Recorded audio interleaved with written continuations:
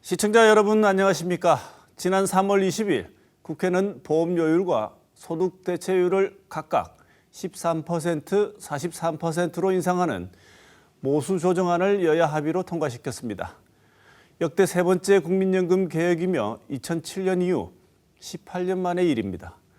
하지만 국민들의 반응은 엇갈리고 있습니다. 50대 이상에서는 긍정적인 평가가 많은 반면 2030 세대의 반응은 아주 냉랭한 것으로 나타났습니다.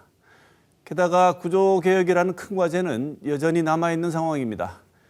이번 주 토크온에서는 제3차 국민연금 개혁에 대한 평가와 앞으로의 바람직한 개혁 방향에 대해 토론해 보겠습니다.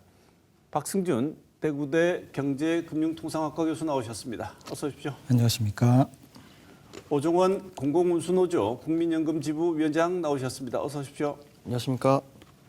우리 내는 돈과 받는 돈의 숫자를 조중하는 것을 모수개혁이라고 하는데 모수개혁은 2007년 이후 18년 만에 이루어진 것입니다. 이 내용에 대해서 여러 가지 평가들이 나오고 있는데 두 분의 평가를 먼저 듣고 자세한 강론에 대해서 질문을 드려보겠습니다. 사실은 이제 국민연금 이 개혁과 관련된 것은 우리나라가 풀어야 될 가장 큰 사회적 난제 중에 하나입니다. 그런데 이번에 여야가 합의를 해서 초당적으로 합의안을 이끌어냈다는 점은 높이 평가할 만하고요. 그리고 기금 고갈 시점을 일부지만 한 9년 정도 늦췄다는 점은 또 높이 평가할 만하겠습니다. 특히 이제 여야 합의를 통해서 이런 개혁을 끌어낸 것은 지난 2007년 이후에 18년 만이고요. 더군다나 보험료율을 올린 것은 1998년 이후에 28년 만에 일이기 때문에 나름 성과는 있었다고 볼 수 있겠습니다. 다만 기금 소진 문제를 근본적으로 해결하지 못했다는 점, 그다음에 세대 간의 갈등을 촉발했다는 점, 그리고 구조개혁이 미비하다는 점은 한계로 지적할 수 있겠습니다. 네, 오종원 위원장 어떻게 보십니까? 예. 18년 만에 모수개혁 합의를 이루었고 국가의 지급보장 명문화랄지 또 26년 이후 더 긴 가입 기간을 가질 미래 세대에 대한 소득 대체율의 소폭 상향, 그리고 출산 및 군 복무 크레딧, 또 지역 가입자 보험료 지원 대상 확대 등 이루어졌다는 점에서 일정 부분 성과가 있었다고 봅니다. 하지만 이제 지난 국회 시민 공론화 과정을 통해서 확인되었던 이제 소득 대체율 50% 상향이 반영되지 못해 노인 빈곤의 예방 기능이 충실히 확보되지 못한 점은 좀 아쉬움과 오점으로 남습니다. 사실 이제 현장에서는 압류까지 해서 걷는 국민연금 보험료인데 시간 가치를 반영한 정당한 급여 지급이 마땅하다, 이런 정서는 있습니다. 그리고 지금 보험료가 매년 0.5%씩 인상돼서 13%까지 44%포인트나 인상이 되는데 반해서 정부의 재정 분담 방안이 하나도 반영되지 못한 점이 또 아쉬움으로 남습니다. 앞으로 노인 빈곤 예방에 부족한 이제 보장성을 좀 보완하고 또 시민들의 국민연금 가입 기간 확충을 도우면서 국가의 재정 책임을 분담하는 방안들이 이어질 연금개혁 논의에서 이루어져야 될 것으로 보입니다. 네. 이번 개혁안을 두고 계층 간의 갈등 박 교수님 지적하셨습니다만 특히나 2030 청년들의 불만이 생각보다 큰 것 같습니다. MZ세대라고 하는 이 세대를 중심으로 차라리 안 내고 안 받겠다. 국민연금 차라리 폐지해라, 이런 요구도 있다고 합니다.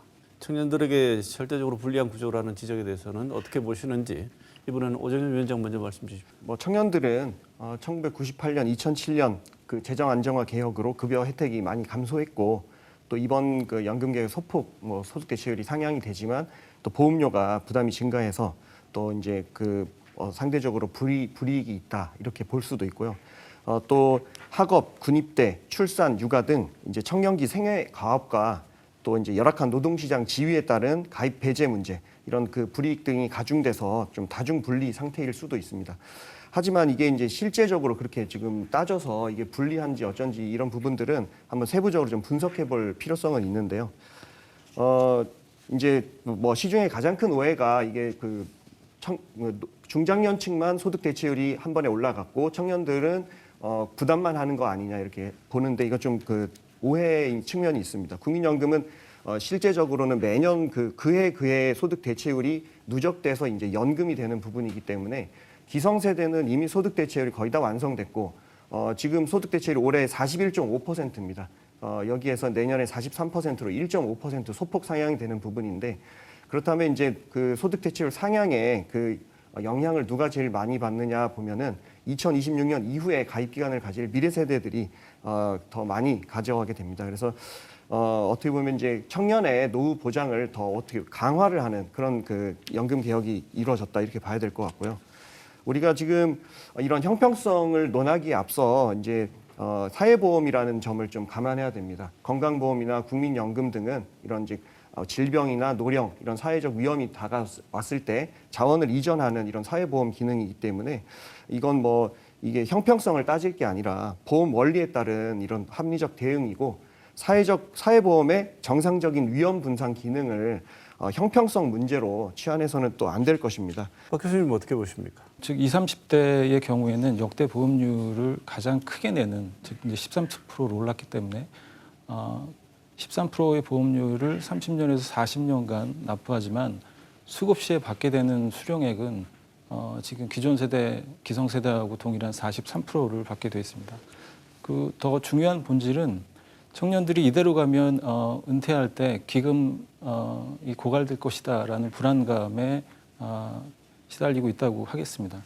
미래를 사실 정확하게 예측하는 것은 어렵지만 기금이 고갈된다면 둘 중에 하나는 분명하다고 할 것입니다. 하나는 약속된 소득 대체율을 받지 못하거나 아니면 이를 받기 위해서는 더 많은 부담을 해야 되는 그런 어려움을 느낄 것이라고 생각합니다. 실제로 연금기금이 소진된 이후에 2078년에 부가방식 보험료율을 산정해 보면 38%가 됩니다. 이거는 개혁 이전보다는 3%포인트가 증가했다고 볼 수 있고요. 그다음에 국민연금 재정 추계에 따르면 중장년층의 기금 수익비는 1이 넘습니다. 반면에 이 청년들의 경우에는 이 기대 수익비가 1이 안 되는 것으로 나옵니다. 특히 이제 KDI 계산 결과에 의하면 0.5가 안 되는 것으로 나타납니다. 사실 다른 조치가 없다면 청년 및 미래 세대의 큰 부담이 떠넘겨진다고 볼 수 있고요. 사실 청년들은 계약서도 못 보고 계약을 한 것이나 다름이 없기 때문에 향후에 이런 연금에 대한 사회적 신뢰를 회복하는 것이 먼저이고 그러기 위해서는 청년들이 체감할 수 있는 혜택과 연계되는 납부의 가치를 증명할 필요가 있다고 생각이 됩니다. 네. 이번에 또 하나 문제가 모수개혁 자체는 좋은데요. 국민연금의 가입 유형이 두 가지가 있지 않습니까? 직장가입자, 지역가입자 이렇게 되어 있는데 직장가입자는 상대적으로 직장에서 부담하는 비중이 있으니까 덜하지만 지역가입자 같은 경우에는 부담이 좀 커지지 않느냐 이런 지적이 있습니다. 중소기업이나 자영업자 일정 선 이상 보험료가 상승이 되면 이거 받아들일 여력이 있을까? 이런 고민도 좀 해봐야 되지 않느냐는 지적도 있는데 박성준 교수님 어떻게 보십니까? 보험료율이 인상되기 때문에 지역가입자하고 그다음에 중소기업이나 자영업자 같은 경우에는 부담이 더 커질 수 있다고 생각이 됩니다. 지역가입자의 경우에는 특히 저소득 지역가입자 입장에서는 부담 비율이 굉장히 늘어났다라고 볼 수 있고요. 특히 이제 지역가입자의 상당수는 자영업이나 프리랜서 등의 불안정한 소득 구조를 가지고 있습니다. 그렇기 때문에 이들의 부담이 과도하게 커질 우려가 있고요. 실제로 이제 많은 지역가입자들이 납부 예외자나 아니면 장기 체납자로 전환이 되고 있습니다. 이런 경우에는 보험료 부담이 굉장히 커지고 납부 예외자의 경우는 전체적으로 보면 한 306만 명 정도 되고 있고요. 장기 체납자도 88만 명이 넘습니다. 그러니까 전체적으로 따지면 한 18%가 이 연금 사각지대에 있다고 할 수 있고 이들의 대부분이 이러한 지역가입자라고 할 수 있겠습니다. 그래서 오히려 이제 보험료 인상이 이 지역가입자로 하여금 노후 준비를 어렵게 하는 역진적인 효과가 날 수도 있다라는 생각이 들고요. 둘째는 이제 중소기업과 자영업자들 얘기인데요. 이들은 이제 코로나 팬데믹 이후에 굉장히 어려운 상황을 겪고 있고 현재도 경제 상황이 굉장히 안 좋기 때문에 불안정한 상황을 겪고 있습니다. 이 경우에 이제 보험료율이 인상이 되면 고용이 위축되거나 아니면 경영 악화 가능성이 좀 커질 수 있다라는 생각이 들고요. 따라서 이제 보험료의 수용 능력, 그 다음에 현실적인 여력을 고려해서 점진적이고 체계적인 좀 준비를 해야 될 필요가 있다는 생각이 듭니다. 그리고 이러한 문제를 전체적으로 좀 해결하기 위해서는 정부가 지역가입자에 대한 보험료 지원 정책을 좀 강화할 필요가 있다라고 생각이 듭니다. 지금도 일부 지원이 이루어지긴 하고 있지만 보험료 부과를 훨씬 더 소득과 재산에 비례해서 차등적으로 하기 위해서는 소득 파악 체계를 조금 더 다듬을 필요가 있고요. 그다음에 일정 소득 이하의 계층에 대해서는 보험료를 감면한다든가 아니면 유예주는 조치를 좀 더 확대하는 방안을 고려해 볼 수 있겠습니다. 보 위원장은 이 지적에 대해서는 어떻게 보시는지요? 타당한 지적이라 생각하고요.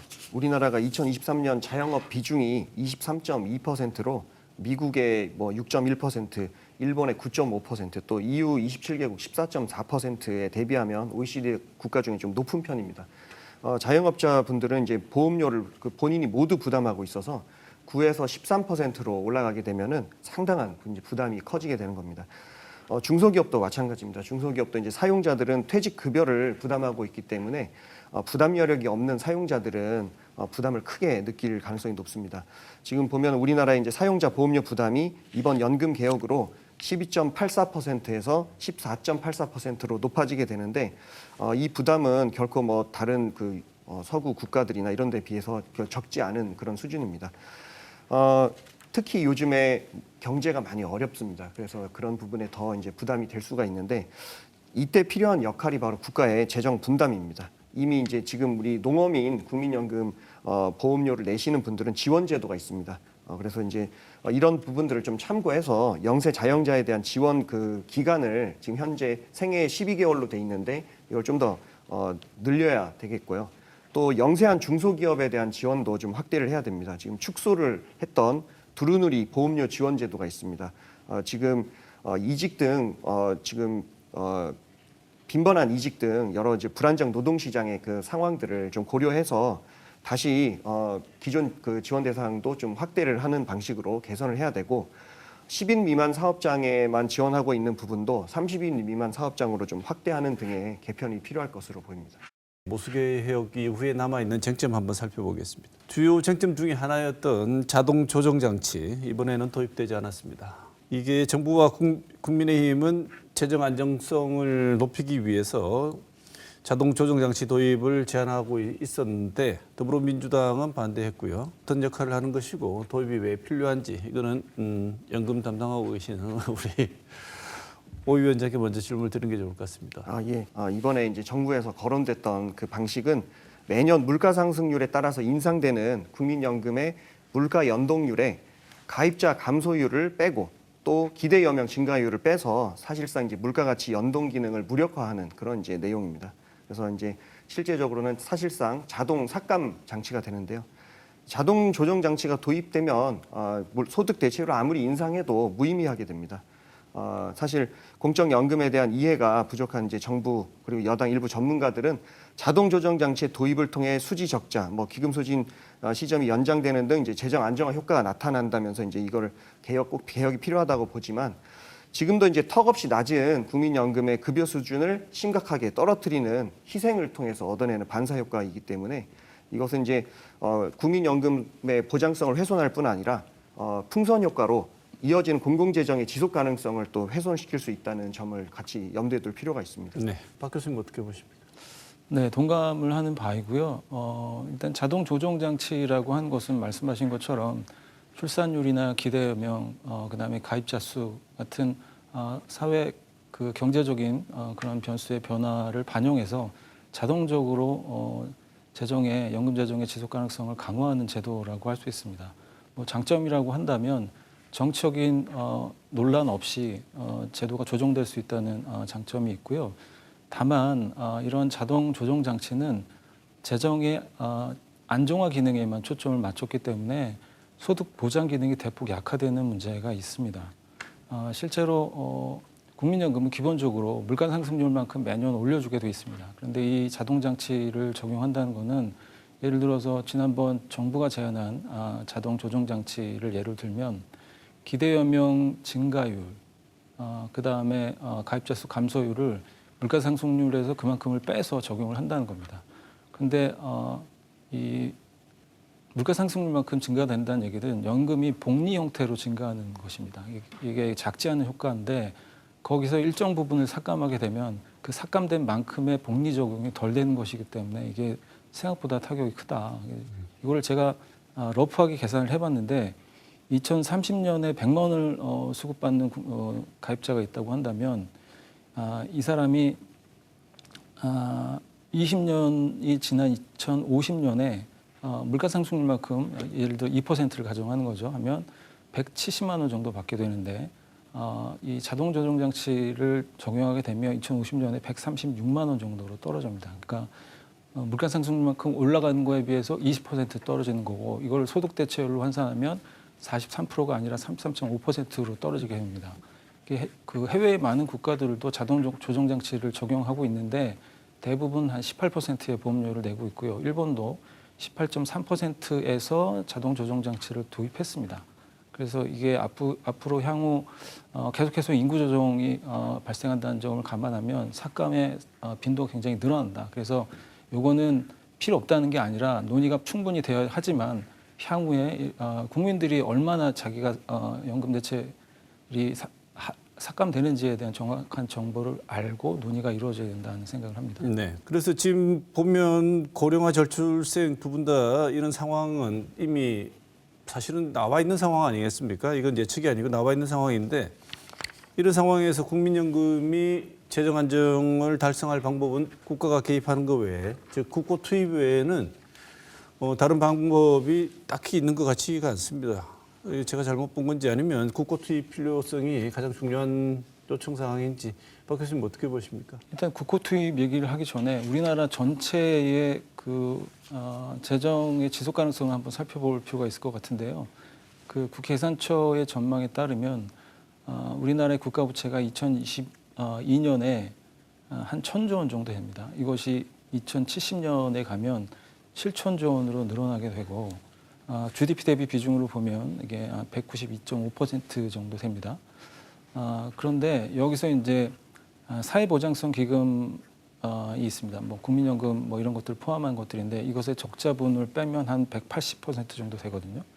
그런데 지금 말씀드린 것처럼 사회보장성 기금 적자분을 얹으면 190%가 넘어가게 됩니다.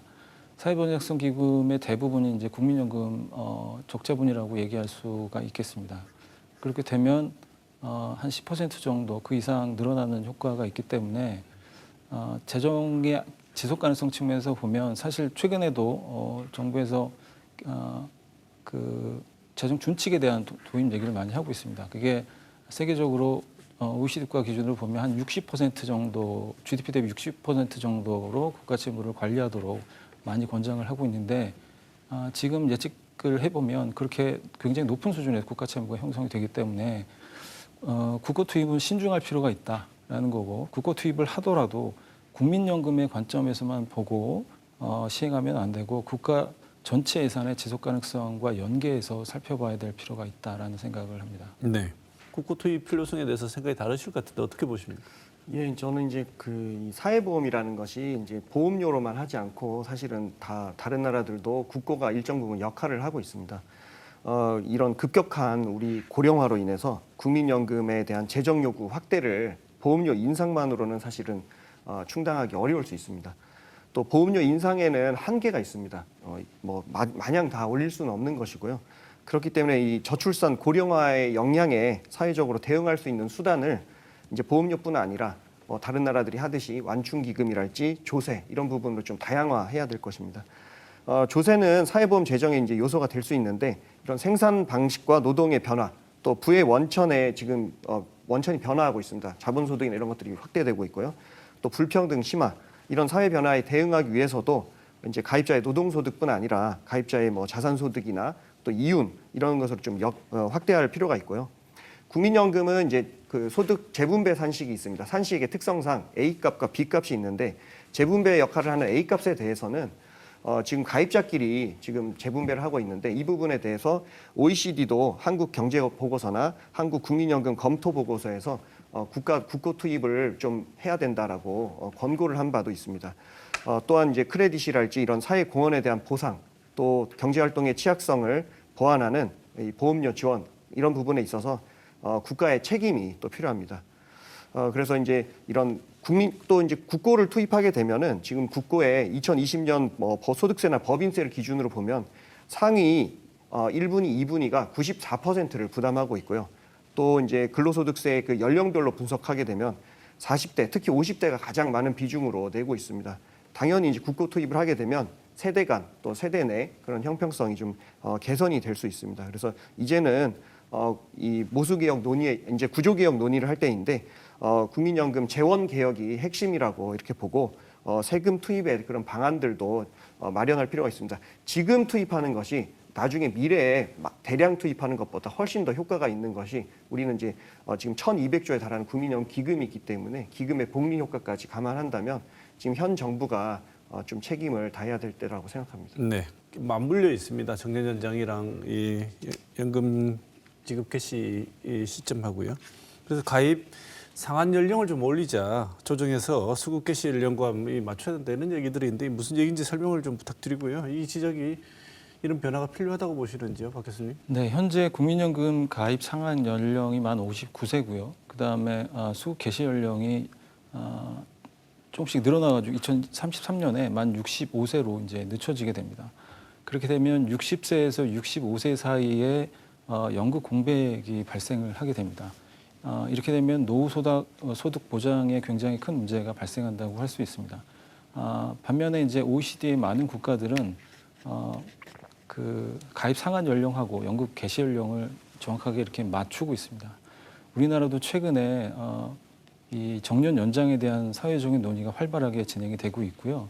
그다음에 실제로 고령 계층에서 노동시장 참여 비율이 굉장히 높습니다. 이런 점을 감안한다면 정년 연장을 통해서 국민연금의 가입 상한 연령을 현실에 맞게 65세로 조정하는 게 맞지 않나 하는 생각을 합니다. 다만 정년 연장을 하게 되면 몇 가지 이제 사회적 경제적 부작용이 발생할 수가 있습니다. 그러니까 첫 번째는 고령층의 고용 연장을 하게 되면 청년층과의 일자리 대체 문제가 발생을 할 수 있다는 겁니다. 물론 이제 전 영역에서 발생하는 건 아니지만 특히 이제 양질의 일자리라고 할 수 있는 대기업이나 공공 부분의 일자리는 분명히 대체 효과가 발생할 수가 있습니다. 또 하나는 이렇게 정년을 연장하게 되면 기업의 임금 부담이 굉장히 커진다라는 점을 간과하지 않을 수가 없습니다. 그래서 이런 문제를 완화하기 위해서는 현재 연공형 임금 체계를 개편할 필요가 있다. 그래서 예를 들면 퇴직 후 재고용 제도 같은 유연한 고용 제도를 도입하는 것이 하나의 대안이 될 수 있다는 생각이 들고요. 지금 OECD 국가 중에서 연금 수급 시기와 가입 상한 연령이 일치되지 않는 것이 우리가 좀 유일한 케이스라고 지금 봐야 될 게 되겠습니다. 정년 연장은 좀 첨예한 이슈이긴 합니다. 이 사용자 측은 이제 사용자 선택권 그리고 계속 고용 뭐 이런 주장들을 하고 있고 노동계는 이제 노동 조건 저하 없는 정년 연장, 노동자 선택권을 주장하고 있어서 이 부분 이제 사회적 합의가 좀 이루어져야 될 영역이고요. 이 사회적 합의가 된다면 뭐 이제 정년 연장이 이제 그 가시화될 것입니다. 국민연금 가입 상한 연령과 수급 개시 연령을 어쨌든 간에 일치시키는 것은 또 필요한 내용입니다. 지금 2033년부터 만 65세 수급인데 만 59세에서 만 64세까지 의무 가입 연령이 지금 상향이 된다면 소득 공백 그 기간이 없어지고 5년의 가입 기간을 더 확보할 수가 있게 됩니다. 국민연금은 이제 산정식의 특성상 가입 기간 그 연금에 가장 큰 영향을 미치는 변수가 바로 가입 기간이 되게 됩니다. 그래서 그런 의미에서 가입 연령 상한은 매주 의미가 있는 제도 개선인데요. 다만 그 과정에서 열악한 그 고령 노동자의 노동 조건들을 좀 개선하고 더 안전한 일터로 만들고 또 고령 노동 시에 이 소득이 낮다는 이 점을 감안한다면 저소득의 인구 집단이 한꺼번에 그 국민연금에 편입됐을 때 국민연금의 가입자 평균 소득인 A값이 또 좀 낮아져서 어떤 보장성 문제나 또 이제 특정 시기에 대한 형평성 문제가 또 발생될 수 있습니다. 그래서 가입 연령 상향 시에는 또 국민연금 소득 상한 이 부분을 같이 상향을 하면서 제도 충격을 좀 완화하는 그런 보완 대책도 필요할 것입니다. 네, 국민연금 개혁에 남아있는 과제, 아까 두 분 다 공히 말씀하신 게 구조개혁 문제인데요. 연말까지 연금특위에서 구조개혁 방안 논의하기로 했다고 합니다. 국민연금을 기초, 퇴직, 국민연금 등과 연계하는 방식으로 다층적 소득보장 체계로 한번 고민을 해보겠다고 하는 것 같습니다. 이게 어떤 내용이고 어떻게 손봐야 되는지 전체적인 방향성에 대해서만 두 분께 짧게 말씀 듣고 싶습니다. 국민연금 하나만의 모수 조정을 통해서 노후소장 소득 보장을 하기는 굉장히 어렵다. 그렇기 때문에 기초연금이라든가 퇴직연금과 연계해서 국민연금을 다층적인 소득 보장 체계로 만들어야 된다라는 얘기가 지금 나오고 있고요. 일단은 이제 두 가지 이제 기초연금하고 퇴직연금만 좀 말씀을 드리면 기초연금은 현재 그 국민연금 보험 급여 수준이 높아질수록 감액되는 문제가 있기 때문에 이 문제를 좀 기준을 완화해야 될 필요가 있다고 들고요. 이제 두 번째는 퇴직연금 이제 구조 개혁 문제인데 지금 퇴직연금의 경우에는 세 가지 정도 문제가 있습니다. 첫 번째는 굉장히 가입률이 낮다는 겁니다. 그러니까 현재 이제 퇴직금 제도 같이 운영하다 보니까 사업장이 한 70%가 가입을 하지 않고 있고요. 그렇다 보니까 현재 퇴직연금을 받는 노인들이 한 0.2%밖에 되지 않습니다. 따라서 퇴직연금을 의무 가입할 필요가 있고요. 그다음에 사업장의 규모별로 단계적으로 도입하고 정부가 지원할 필요가 있다고 생각이 들고요. 두 번째는 낮은 수익률의 문제입니다. 지금 퇴직연금의 수익률이 2% 정도 됩니다. 그러니까 물가 상승률만큼도 안 되는 거고 국민연금의 수익률 전체 가입기간의 수익률이 6.82% 정도 된다고 보면 굉장히 낮은 수준이라고 할 수 있습니다. 그래서 기금형 제도를 도입해서 이런 전문성과 규모 경제를 활용할 필요가 있다라는 거고 마지막으로 이제 중도 인출 문제가 있는데 지금 퇴직연금 가입자들이 나중에 이제 노후에 이것을 소득 보장으로 쓰는 것이 아니라 중간에 이제 소비로 씁니다. 뭐 대출을 갚는다든가 아니면 주택을 구입한다든가 이렇게 하다 보니까 노후 소득 준비가 굉장히 미비한 측면이 있기 때문에 이런 중도 인출을 방지한다든가 아니면은 장기 가입자에 대해서 세제 혜택을 크게 지원하는 등의 조치가 필요할 것으로 생각이 됩니다. 우리가 외형적으로 기초 국민 퇴직 이렇게 이제 다층 체계를 구축했지만은 좀 내실이 많이 부족합니다. 그래서 이제 각 제도별로 좀 개선하고 좀 발전시켜야 나갈 그 요소들이 많이 있고요. 전체적으로 큰 틀에서 봤을 때는 국민연금을 노후소득 보장의 중심축으로 설정하고 미흡한 부분들을 이제 여러 연금 제도를 통해서 이제 보충해가는 방식으로 접근하는 전략이 필요합니다. 기초연금은 이제 조세 기반 급여이기 때문에 이거 역시 뭐 마찬가지로 국민연금과 마찬가지로 미래 세대 부담에서 좀 자유로울 수 없는 그런 측면도 있습니다. 그래서 보험료를 내고 기금용 수익을 하는 이제 국민연금을 이제 최대한 이제 활용을 하도록 하되 부족한 부분의 중하위 계층의 부족한 보장성을 기초연금으로 이제 보완해서 빈곤 대응을 잘 할 수 있도록 해야 하고요. 퇴직연금도 좋은 말씀들을 많이 주셨는데 적용을 확대하고 말씀 주신 대로 기금형 지배구조를 도입해서 국민연금이 이제 기금형으로 이제 운용을 하다 보니까 6.82에 이제 그 높은 연평균 수익률을 올리고 있는데 그것이 이제 자산 배분 효과입니다. 그래서 그러한 이제 기금형 지배구조 도입이 필요한 그 대안이 될 수 있고요.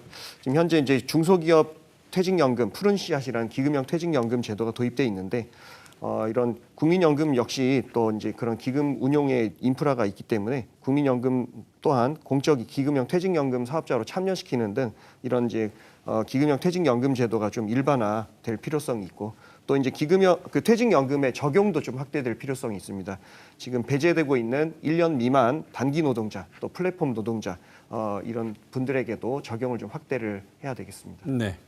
그래서 계속 얘기되는 것 중에 하나가 기초연금 또 손봐야 되지 않느냐 이렇게 얘기하는데 이 얘기 기초연금 어떻게 개선될 필요가 있다고 보십니까? 당분간은 광범위한 이제 노인 빈곤에 대응하기 위해서 현재 기초연금의 현행 그 역할이 좀 지속될 필요성은 있다고 생각합니다. 하지만 이제 추후에 국민연금 수급자가 더 확대되고 일정한 수준의 이제 노인 빈곤 예방이 이루어지는 시점에서는 지금 하위 70%라는 이 선정 기준이 좀 개선이 될 필요성이 있다고 생각하고요.